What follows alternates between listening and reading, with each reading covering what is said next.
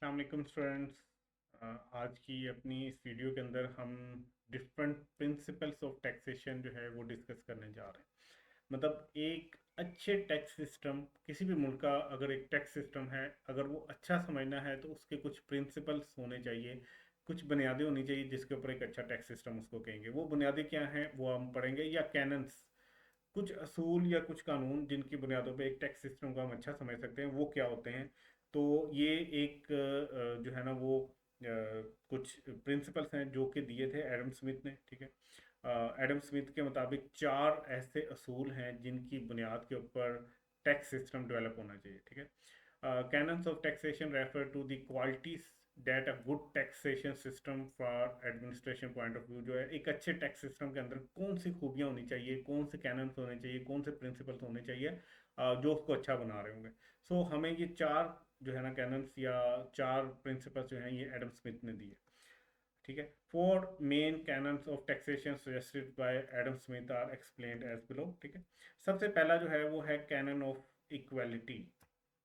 कोई भी tax system तब अच्छा कहलाएगा अगर वो मसावी हो। ठीक है, या मसावात को वो जो है वो इनकरेज करे, मतलब बराबरी। ठीक है, बराबरी को वो पसंद करे। कोई भी जो है वो टैक्स ऐसा जो कहे कि भाई गरीब के ऊपर सारा बर्डन नहीं डालना, गरीब के साथ भी इंसाफ करो और अमीर के ऊपर ज़्यादा बर्डन डालो ताकि उसके साथ भी इंसाफ हो। जो ज़्यादा कमा रहा है वो ज़्यादा टैक्स दे, जो कम कमा रहा है वो कम टैक्स दे। ठीक है, तो इस तरह का जो होता है जो टैक्स सिस्टम, उसको हम कहते हैं कि उसके अंदर एक खूबी है canon of equality. Basically tax, इसके मुताबिक tax should be paid in proportion to ability to tax payer. ठीक है, जिसके जितनी एबिलिटी है टैक्स पे करने की उससे उतना टैक्स लो। जो ज़्यादा एबिलिटी है, जिसके पास ज़्यादा पैसे हैं उससे ज़्यादा लो, जिसके पास कम है उससे कम लो। तो ये पहला है। अच्छा, ये बहुत बहुत बहुत इंपॉर्टेंट है, very very very very very important. ठीक है, तो आपने इसको बहुत अच्छे से याद करना है और समझ के याद कर लीजिएगा। मतलब वैसे तो इक्वालिटी से ही पता लग रहा है कि कौन सा ये असूल है, बट एक दफ़ा पढ़ के अच्छे से याद कर लीजिएगा। नेक्स्ट है कैनन ऑफ सर्टेनिटी। ठीक है, एडम स्मिथ के मुताबिक एक अच्छा टैक्स सिस्टम वो होता है जहां सबको पता हो कि कब टैक्स देना है, कैसे टैक्स देना है, कितना टैक्स देना है, किसको टैक्स देना है। ठीक है, और क्यों टैक्स देना है। ठीक है, मतलब कब, कैसे, क्यों, किसको और कितना, ये सब अगर किसी को पता हो उस टैक्स सिस्टम के बारे में तो इसका मतलब टैक्स सिस्टम बड़ा अच्छा है। ठीक है, सर्टन है। गवर्नमेंट को पता होगा इतने पैसे आ जाएंगे। ठीक है, लोगों को पता होगा इतने पैसे देने होंगे। तो ये भी एक असूल है जो एक अच्छे टैक्स सिस्टम में पाया जाता है। अब ये रीड आप लोग खुद ही करोगे। ठीक है, बट कैनन ऑफ सर्टेनिटी को समझ लेना आपने। ठीक है, इसमें गवर्नमेंट को भी पता होता है कि यार इतने लोगों के ऊपर इस रेट के ऊपर टैक्स लग रहा है, पिछले साल ही इनकी इतनी इनकम थी, इस दफ़ा इस हिसाब से रेट के हिसाब से इतना टैक्स जमा हो जाएगा। तो सर्टन होता है एक अच्छा टैक्स सिस्टम का। मतलब ये होता है कि उसमें हर चीज़ सर्टन होती है। Canon of convenience.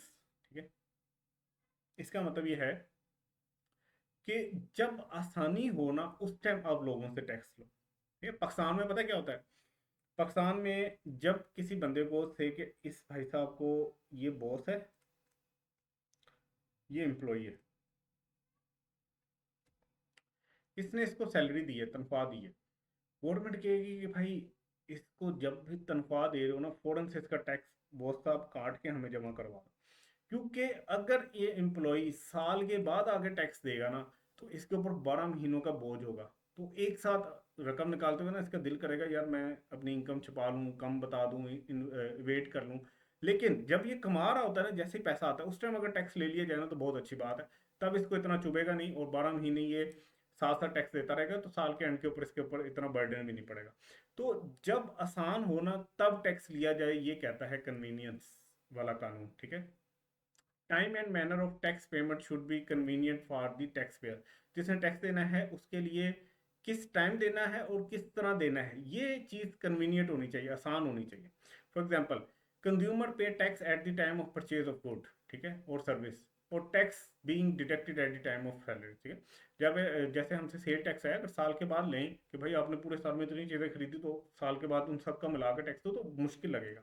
हमारे लिए आसानी क्या है कि जैसे हम चीज़ खरीदें उससे चुप करके हमारे से उसमें साथ ही चीज़ के पैसों के अंदर मिला के टैक्स भी ले लो तो हमें पता भी नहीं चलेगा।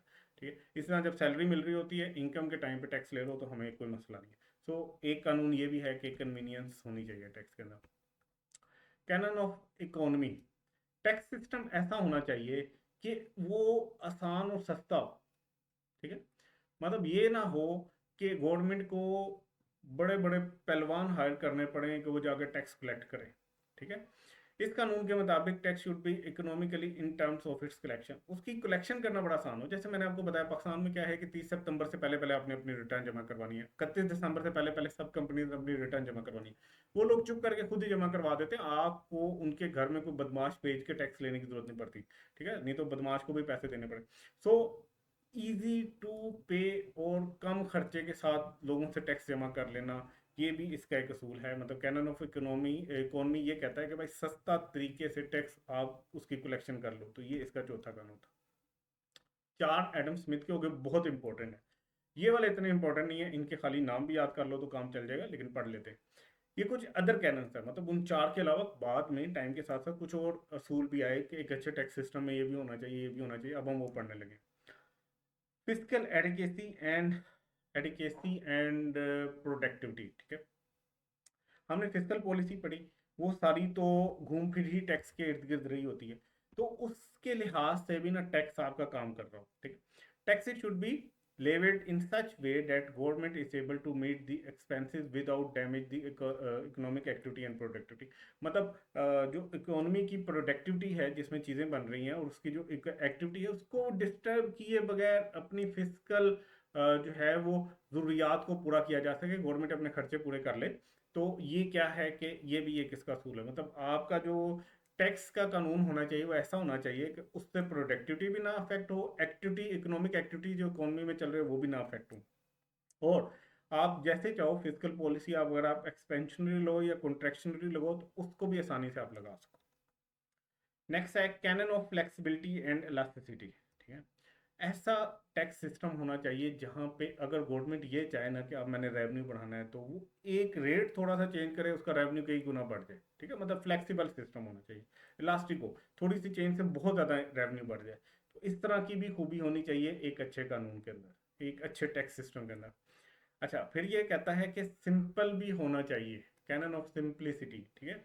ये ना हो कि इतना मुश्किल हो, जैसे मैंने आपको स्लैब रेट्स वाला बताया, बड़ा मुश्किल है स्लैब रेट्स वाला, ठीक है। अगर किसी बच्चे को स्लैब रेट्स देखने हुए तो मुझे आप मैसेज कीजिएगा, मैं आपके साथ शेयर करूंगा, आपको लगेगा कि बड़ा मुश्किल है।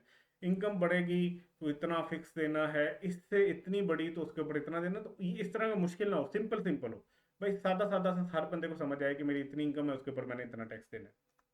और लास्ट क्या है, डाइवर्सिटी, ठीक है। डाइवर्सिटी का मतलब ये है कि आप उसको डाइवर्सिफाई कर सको।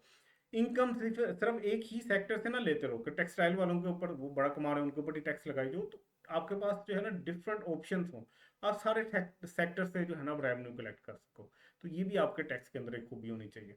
सो ये कुछ अदर कैनन से हमारा ये चैप्टर कंप्लीट हुआ। इंशाल्लाह नेक्स्ट वीडियो के अंदर हम नया चैप्टर स्टार्ट करेंगे। आई होप कि आपको समझ आया होगा।